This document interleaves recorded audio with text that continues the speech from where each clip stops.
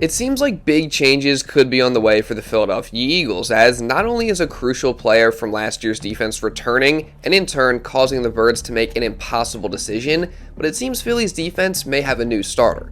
Meanwhile, the Eagles got some other big injury updates today, including one they were not expecting on Dallas Goedert. While A.J. Brown finally spoke out after his cryptic message on Sunday, and he shut down the drama in what was an absolutely perfect response. And also, what exactly is the problem with the offense and what needs to change? Well, let's talk about that and all the other latest Eagles news starting right now. Alright, my apologies for no video yesterday, but today we now have a lot of stuff to talk about. And I feel like it's only right to start off with the A.J. Brown drama, considering that has been a huge story since he posted a cryptic Bible verse, specifically Mark 6:11, on social media after the Bucs game, which, just as a refresher, read, quote, "If you're not welcomed, not listened to, quietly withdraw. Don't make a scene, shrug your shoulders, and be on your way." So, yeah, clearly he's upset about something, and according to reporter Jeff McLean, this was apparently directed at some people in the Eagles organization. Now, who is that? He didn't say, but I think it's pretty safe to assume that most Eagles fans collectively thought of one name,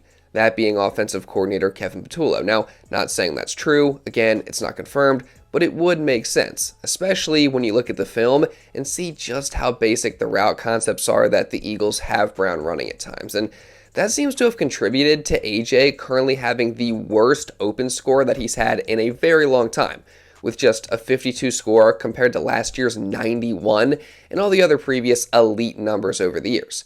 Now, I do think AJ potentially has a part to play in that as well, as his frustration seems to be displaying itself out on the field, but again, it would make sense that Patullo is the one that AJ's upset with, so naturally on Tuesday, KP was given the chance to speak on that and his and AJ's relationship, and this is what he said. AJ and I have a great relationship just throughout the years, being here. We spent a lot of time together, so, as far as communication and getting to him, him and I have had no problem, and I know where, his heart is and where he lies. He wants to win, so he feels like he can do everything and anything to help us at all times. So, as far as I'm concerned, him and I are in a good spot. I think at times, if you look through the first 4 games, he's been doing some different stuff. And sometimes, we've talked about it before, sometimes the ball finds him and sometimes it doesn't, So going into every game, you plan on making sure he's the primary and moving around and doing stuff for him. And if it doesn't go his way, that means usually we're on rhythm or something good's happening and Jalen's reading it out and it's going to other guys, and that can happen. So I think when you go into it, you just want to make sure, like, hey, he's the guy, we're going through him, and if it happens, and you just don't want to really force it. No surprise that KP denied any internal drama there. I mean, again, we really have no way of knowing what's true and what's not. But one thing I can guarantee you is that A.J. Brown is not going anywhere anytime soon. I mean, he's not going to be traded like a lot of people are saying he should be or that he wants to be all over social media, because not only is it essentially impossible with the amount of dead money that the Birds would have to eat given he's under contract for the next 5 seasons, including this one, but Nick Sirianni also said on Monday that he doesn't get any sense that Brown's loyalty for Philadelphia has been shaken. Is it your understanding that AJ still wants to be here? Yeah.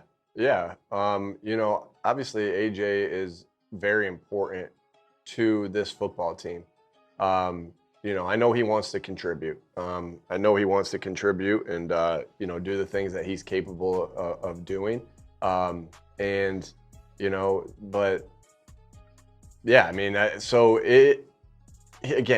wants to contribute into these wins. And he's had a couple games where he hasn't been able to, and for different reasons of why we haven't in these games. So, but I question nothing about, his desire to play great football, his desire of being a good teammate, his desire to be here. And what do you know? As of today, A.J. Brown officially apologized for what he said, saying his emotions got the better of him, while he also shut down Jeff McLean's report that I mentioned earlier, along with any trade rumors, and he explained... On the content of that tweet, it seemed like maybe you were feeling like you weren't being listened to. Is that the case, or is that not the case? No, again, like I said, the tweet wasn't directed at anyone because, I am listened to. Like I said, I have an open communication with my coaches. During the game, I'm not the person that's on the sidelines saying, give me the ball, so I don't understand where people say that he's forcing me the ball because I'm complaining. And if you ask any of my teammates, I'm probably the quietest one on the sideline. I don't even go to the huddle during the timeouts. I try to let the game come to me, and I don't even tell KP, call this and call that. That's the player I am. Just to clarify, AJ, are you happy here? Absolutely. This is home. This is my home. Unfortunately, I did it to myself. I won't even say unfortunately, I did it to myself. But this is my home, man. I love it here. But you just see frustration because obviously, we want to be great, and most definitely, I want to be great as well. So. Do you feel like there's misconception? I'm sure you saw it all over social media. Do you feel like there's misconception of how that tweet or the messaging was construed? Yeah, I think so. Again, I take accountability for that. But I think it's fair to want the ball to get us going. Like last week against the Rams, I caught the sluggo, got the offense going next play, opened up for Dallas Goedert. The safety came over to my side and opened it up. So, I don't think it's a bad thing for wanting the ball. It's not just for targets or anything to put numbers up. But no, I see that we're struggling, and I'm a guy that wants the ball in those times when we can't find a way. Give it to me. Like when the game's on the line, give the ball to me. I want that. I want that pressure. I put it on myself, and I work hard for it. And so, and that's what, the misconstruction or whatever you misconstrue, whatever perspective you can about me, but it is what it is. And I don't care, to be honest, because my teammates know. My teammates know that when the game's on the line, look at me, and I want everybody in the stadium to know that, and that's not a secret. I'm not shying away from that, and so that's where you see that frustration because that hunger comes out, and it's because I see we struggling, and I believe that you give the ball to me, I'm gonna open up things and I'm gonna get this thing going. You can put it on my back. Hats off to A.J. Brown. Again, I completely understand where he's coming from. I agree with him. He should want the ball in those moments, and he also deserves a ton of praise for owning up to it, apologizing, and taking accountability. So again, massive credit to him. And that said, I want to take a moment to appreciate DeVonta Smith, because we forget, if he wasn't on the Eagles with A.J. Brown, he'd be wide receiver number 1 in most other places around the league. Yet, he does not complain, he stays silent, and he puts his head down and goes to work. So, not saying this to take a shot at AJ, because again, I think he's very justified in the way that he's feeling. I love the guy, I understand it, but, you got to give credit where credit is due, because Smitty probably has all the same feelings, and he's handled it very, very well. All that said, though, the Eagles clearly still have a lot to fix with that offense. They currently rank 30th in the league. None of the individual stats for the different players look good. They lead the league in 3-and-out percentage, and they simply can't keep playing like they did in that first half of the Rams game and the second half of the Bucs game. So, of course, Kevin Patullo was asked about this on Tuesday,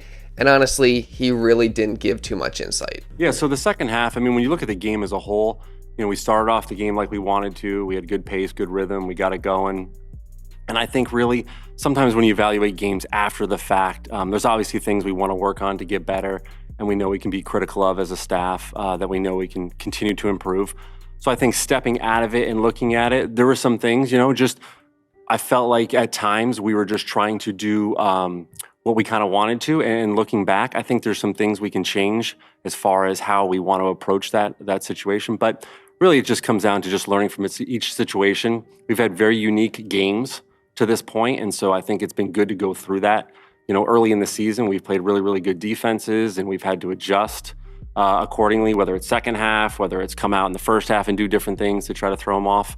And so I think really it's been a good learning process for us early now, as a coaching staff and players to kind of continue to grow as an offense. The thing that's so frustrating but also encouraging about the offense is that we have seen them be really, really good. We've seen them put things together and destroy defenses for periods at a time, but it's just not been consistent. And there are issues with the play calling and scheme that will haunt them if not fixed. So, I'm hopeful that as time continues to go on, they'll be more consistent, but we'll see. And again, as much as coaching does play a big factor, it's also on the players for not always executing. And one group I do want to highlight is the offensive line, as they just have not been nearly good enough or playing nearly to the standard that we're used to from Eagles offensive lines. And you can see that from watching the film. And I think a big part of this is that they're clearly banged up all the way around. Guys like Cam Jurgens and Tyler Steen, I feel like, are dealing with things. Lane Johnson's been in and out of games. That definitely has not helped them at all. But I think clearly the guy that has been hampered by injuries the most is Landon Dickerson. As after having offseason back surgery but coming back very quickly, he just hasn't been the same. As his pass block grades through 4 games are 39.9, 56.1, 47.5, and 40.5.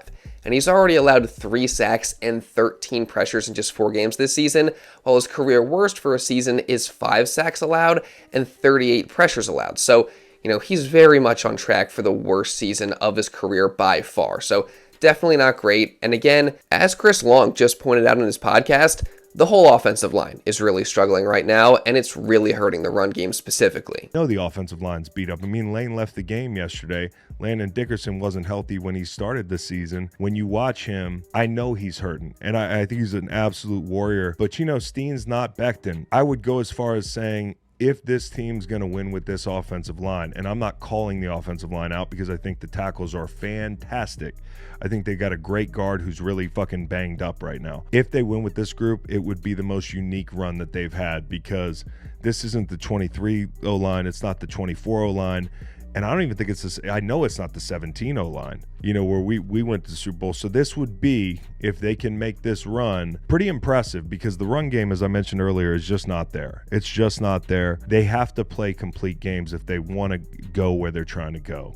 And last year I felt like they avoided those lulls in the passing game because they had a run game. That's kind of their life preserver. If they don't have that, everything else becomes a lot harder. But also, you have to stay healthy. You have to have good luck. And there's a lot of attrition, the physical style of football they played last year. Not just for the running back, for the guys clearing the holes for the running back. Yeah, again, there's no denying that the offensive line is banged up and they're just not playing very well. And yes, I know, in regards to the run game, there have been many occasions where they are just one block away, like all the guys keep saying. And part of it is defenses just refusing to let the Eagles' run game beat them and stacking the box. But there's no denying that something is seriously wrong on the Eagles' end, both play calling wise and execution wise. I mean, as Josh Davis of the Philly Special Show pointed out, Saquon averaged 3.8 yards per carry before contact last year, which led the NFL.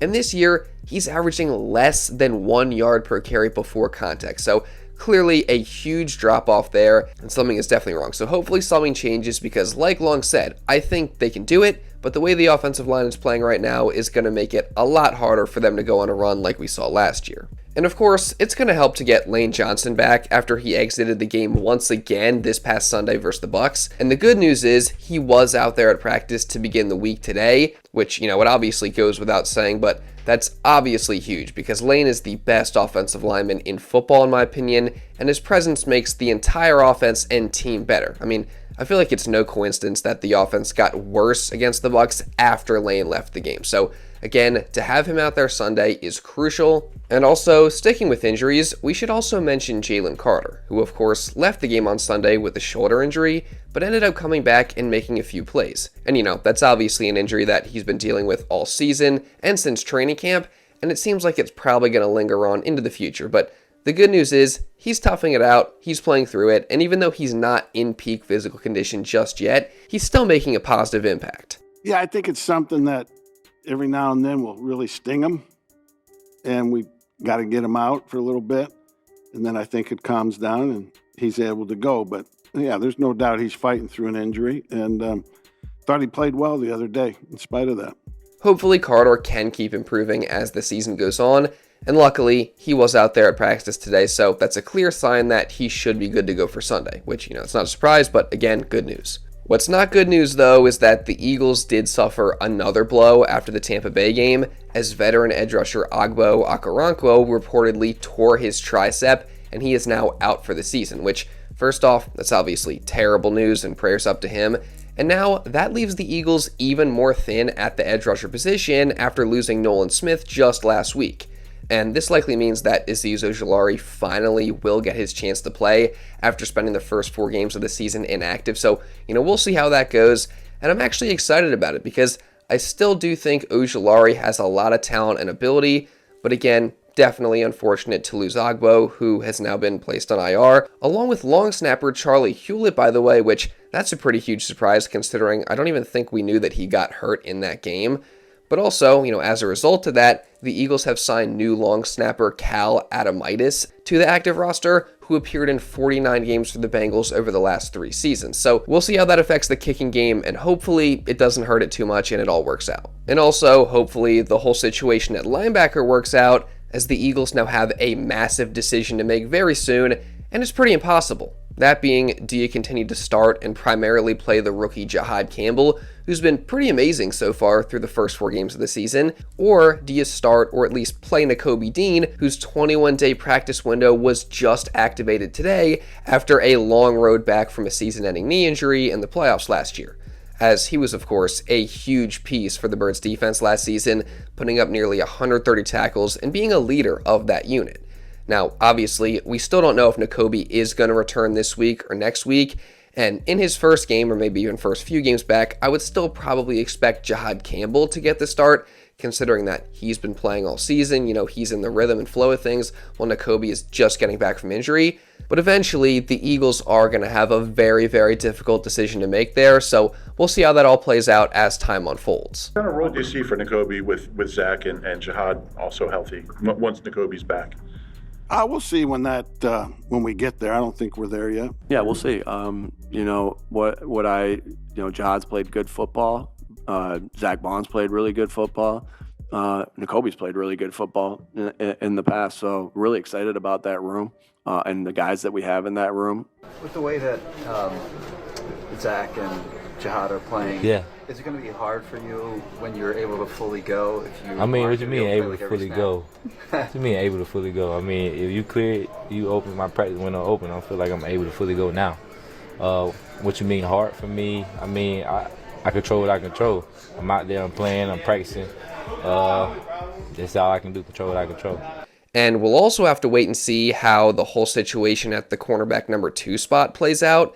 As all things considered, Kelee Ringo played really, really well on Sunday in his first start of the season, as the Birds were missing Adoree Jackson. And, you know, sure, it wasn't perfect. I mean, he had some missed tackles, but if you can look past that, Ringo was also locked down in coverage. I mean, just look at some of these reps against the Bucs receivers. I mean, he was glued to them all game long, and the Bucs never really picked on him like you would have expected them to, as he allowed only 1 catch for 8 yards on just 3 targets. So, yeah, safe to say, it was a pretty impressive first start for Kelee Ringo after a disappointing summer. I mean, he was definitely ready for his opportunity, and Vic Fangio seems to agree, and he also hinted that Ringo's performance may have just won him the starting job moving forward. How do you think Kelee held up? Good. Thought he did good. I mean, he can be better. The true test for him will be to see how he improves. But overall, did good. Would you like to keep him there even when Adoree's healthy? It's possible. What did you like about his performance, and what areas did you see for improvement? He was pretty sticky in man coverage. Like to see his tackling improve. You know, one thing a guy has to learn that has played predominantly special teams is tackling on defense is a lot different than tackling in special teams. So, but I'm confident he can improve that. Yeah, so that's definitely very noteworthy from Vic there. And now I'm going to be curious, even if Adoree Jackson is back, which, by the way, he was practicing today, will Ringo still be the one starting on the outside this week against the Denver Broncos? Well, we don't really know at this point, but it's definitely going to be interesting to watch how this situation unfolds. But, you know, it does seem like it could be trending in that direction. And it's also going to be interesting to see what happens with Dallas Goedert this Sunday after he unexpectedly missed practice on Wednesday with a knee injury. And all I can say is, man, this is frustrating. I mean, Goedert has already missed a game this season with a knee injury, and now here he is 3 weeks later banged up yet again. Like, I love the guy, and he's a phenomenal player, but for whatever reason, it just seems like he can't stay healthy. So, you know, obviously, there's still time left in the week, and he very well could play, and hopefully he does, because he's obviously a huge part of both the run and pass game. But, you know, we'll wait and see what happens. And you guys can give me your thoughts down in the comments below. Assuming everybody's healthy, who do you think should start this week at both the corner and linebacker positions? Just give me all your thoughts down in the comments below. And also, while you're at it, make sure you guys subscribe and you turn on notifications. That way you don't miss any other Eagles coverage that I got coming throughout the rest of this season. And also, leave a like down below because it really does help me out a ton. Let's see if we can get to at least 500 likes on today's video. That would be greatly appreciated. And also, hit the hype button because that really does help me out as well. And if you do want to watch another Eagles video going over their win over the Buccaneers, you can check this out right here. Now, with all that being said, that's pretty much all I got for this one, guys. So thank you all so much for watching, and I'll see you in the next video.